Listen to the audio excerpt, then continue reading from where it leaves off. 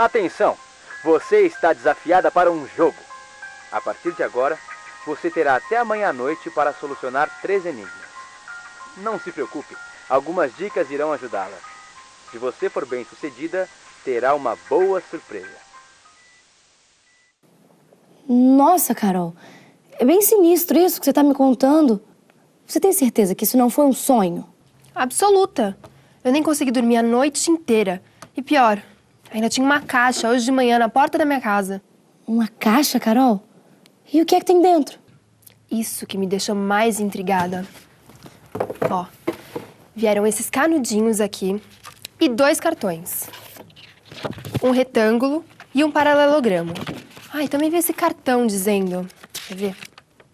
Para solucionar a primeira parte do mistério, descubra o que essas figuras e esses canudos têm em comum. Eu acho que você pode me ajudar com essas formas geométricas, né? Já que você estuda arquitetura. Bom, só de olhar para as figuras planas, dá para ver que elas têm alguma coisa em comum, né? Elas têm a mesma altura.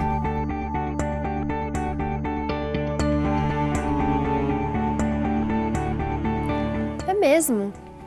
Bom, agora eu vou tentar descobrir para que servem esses canudinhos. Depois eu te chamo de novo, tá? Tchau!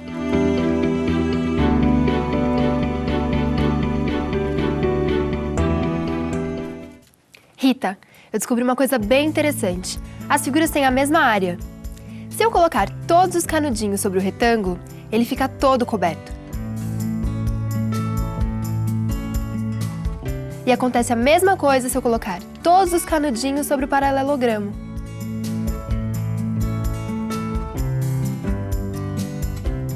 Nossa, Carol, dessa maneira, os canudinhos passaram a representar as seções transversais das figuras. Aqui, uma seção transversal é o segmento de reta que a gente obtém fazendo um corte paralelo à base da figura. No formato triangular acontece a mesma coisa. Se a gente desloca os segmentos, obtém uma outra figura com a mesma área da primeira, uma vez que as duas têm a mesma altura e possuem em cada nível seções transversais de mesmo comprimento.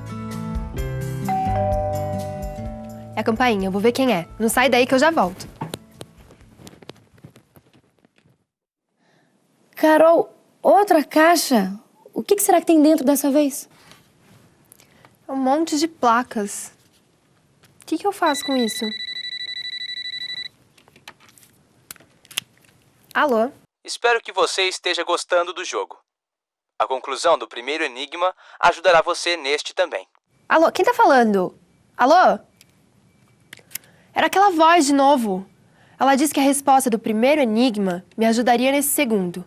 Então, eu acho que o raciocínio é quase o mesmo. Eu vou tentar resolver o enigma e eu já te chamo.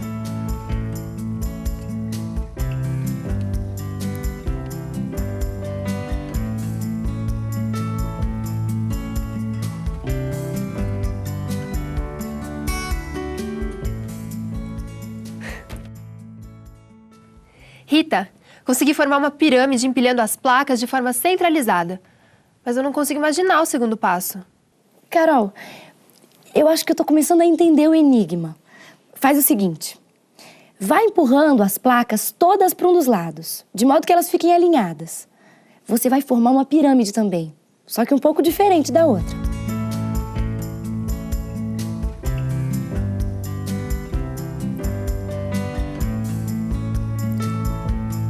Bom, com as mesmas peças eu consegui formar uma outra pirâmide.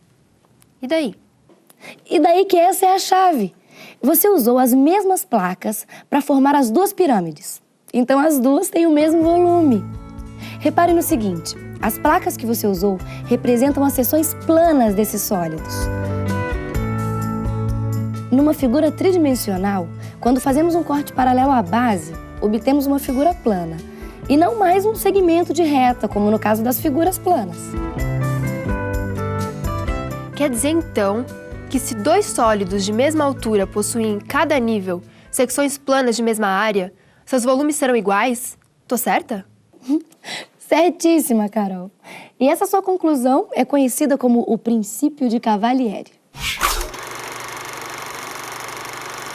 O matemático italiano Boaventura Cavalieri, discípulo de Galileu, foi professor na Universidade de Bolonha no século XVII. Suas contribuições para o cálculo de áreas e volumes foram muito importantes para o surgimento do cálculo integral.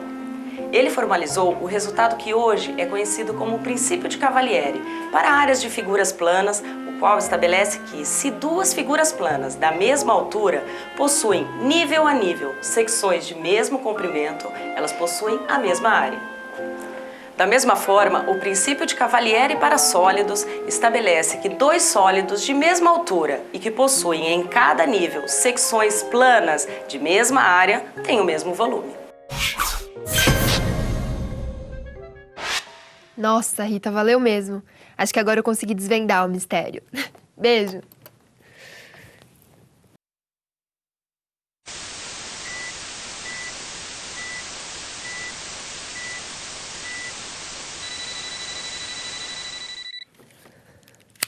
Alô? Você já solucionou 2 enigmas. Para descobrir a surpresa, ainda falta o último.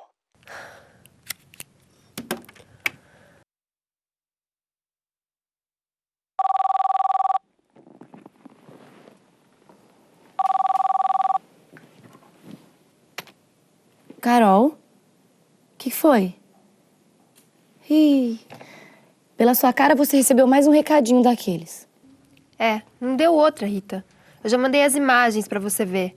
Agora eu preciso descobrir a relação entre um cone, um cilindro e uma semisfera. Bom, pelo que eu tô vendo, esses 3 sólidos têm o mesmo círculo como base. Eu acho que, de novo, o princípio de Cavalieri pode vir em nosso socorro. Na verdade, ele foi usado de maneira brilhante por Arquimedes, já no século III a.C. Ele percebeu que, quando cortamos em um mesmo nível esses 3 sólidos, a fatia do cilindro sempre se equilibra com as fatias do cone e da semisfera juntas, sejam quais forem as seções medidas.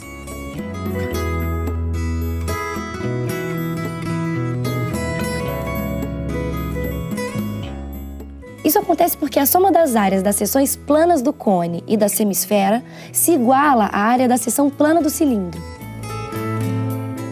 Que legal! Eu acho que é exatamente isso que mostra essa imagem que eu recebi enquanto a gente conversava. Como em cada nível a secção plana do cilindro possui a mesma área que a secção plana do cone e da semisfera juntas. Quer dizer que o volume do cilindro é igual à soma do volume do cone e do volume da semisfera. Agora só falta entender o significado dos números 3, 2 e 1 que aparecem no vídeo. Essa parte agora é mais fácil. Você deve ter visto na escola que o volume do cone é 1/3 do volume do cilindro de mesma base e mesma altura, certo? Ah, então o volume da semisfera só pode ser 2/3 do volume do cilindro de mesma base e mesma altura. E isso é a mesma coisa que dizer que a proporção dos 3 volumes é de 3 para 2 para 1. Isso! Eu acho que conseguimos resolver o último dos enigmas. Agora só falta descobrir qual é a surpresa prometida. Beijo!